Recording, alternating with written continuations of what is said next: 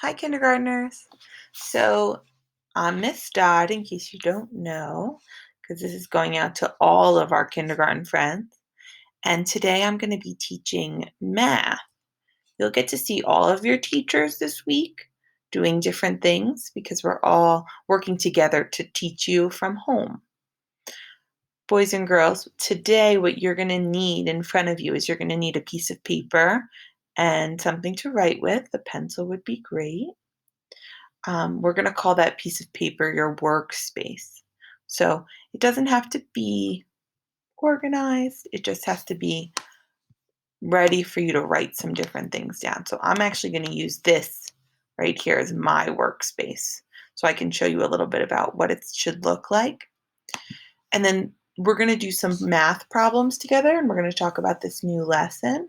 And then after we're done, you're going to have some time to go off and work on something on your own. Okay, so the first thing I want to start to talk to you about is just we've been doing a lot of different things with math. So we learned about our teen numbers. We also last week started to review addition. And addition, most of the time when we were learning about it, was when you took two parts and you put them together to make a whole. Well, now we're going to start talking about subtraction. And what subtraction is that you have your whole, and what we do is we take away one of the parts to find the other part. So we're going to work together today to do some of these things. Listen to this problem, and all you need to solve this first problem are your fingers. These are really good math helpers because they help us to solve problems and they're always with us. So listen to this. Marta sees, you can see this in the picture, Marta sees 5 goldfish in the pond. So hold up your 5 goldfish. One swims away. How many fish are left? Think about the problem in your head. Then act out the story with your fingers to explain. So, what I want you to look at now is I want you to look at these different hands. So we have the 5 fingers, the 4 fingers, and the 3 fingers. If you act out this problem, 5 goldfish, one swims away. You may notice that your hand looks similar to one of the hands up there. Hopefully, your hand looks like this one.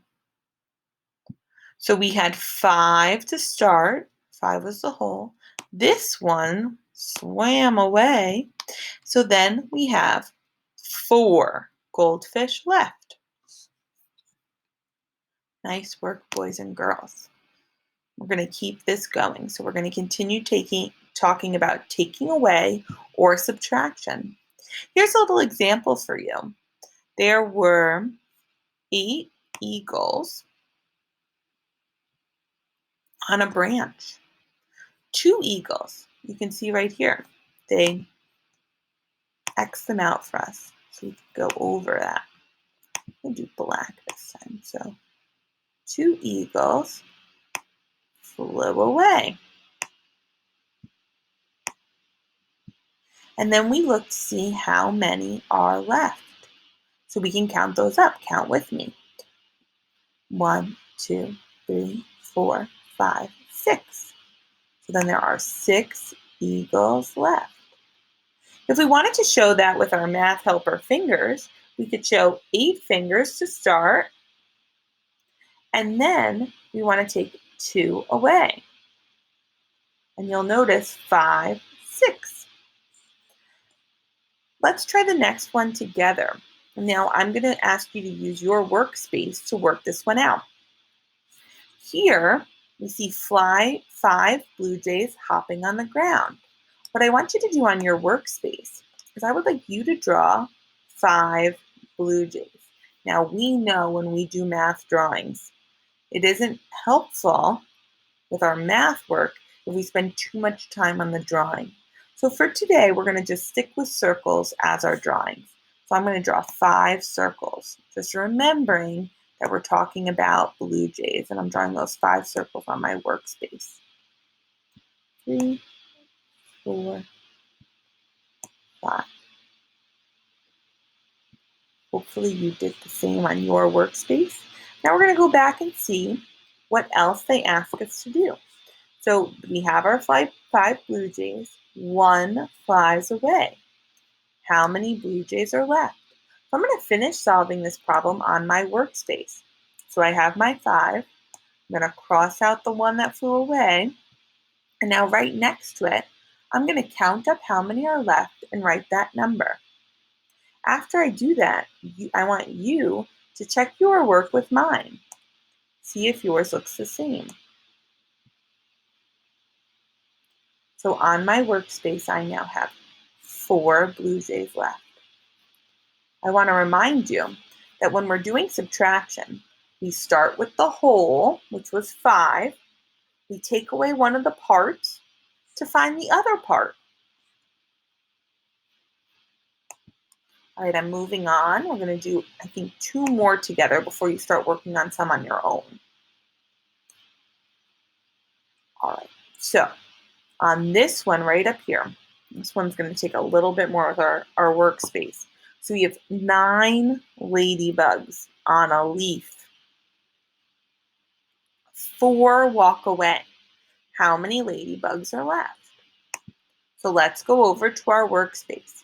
There are a few ways to organize the number 9 because 9 is a larger number.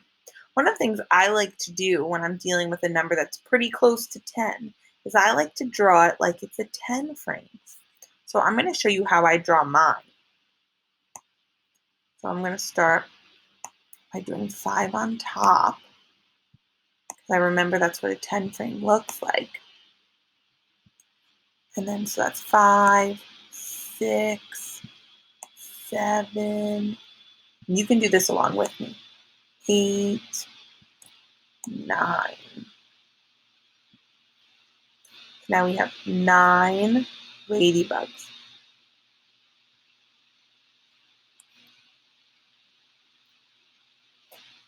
After you draw the 9, let's look at the next part. So 9 is the whole. I like to draw a hole like this. I think about a hole. And then what we're doing is we're taking away one of the parts. That's what we do when we subtract. So the part we're taking away is 4. So watch me as I take away 4. So 1, 2, 3, 4. Now you do the same thing, and then you write how many you see, how many are left on the leaf over here, right on the side. Check your work with mine.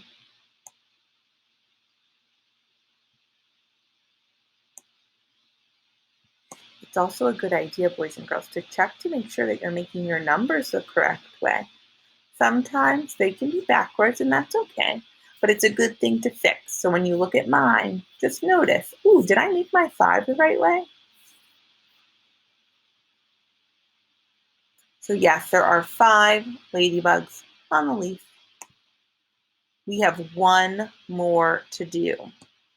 So this is another leaf problem, and there are now 7 caterpillars on the leaf. 6 caterpillars walk away. How many caterpillars are left?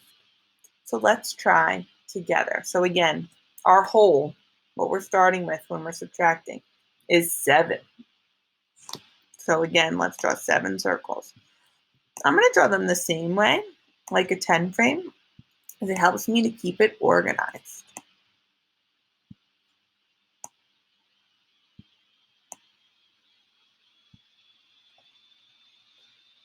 Now, the next part of the question is 6 caterpillars walk away. I will start to cross off my 6 caterpillars walking away.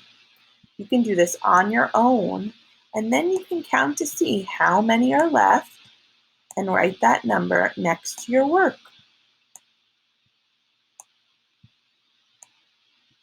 I will do the same.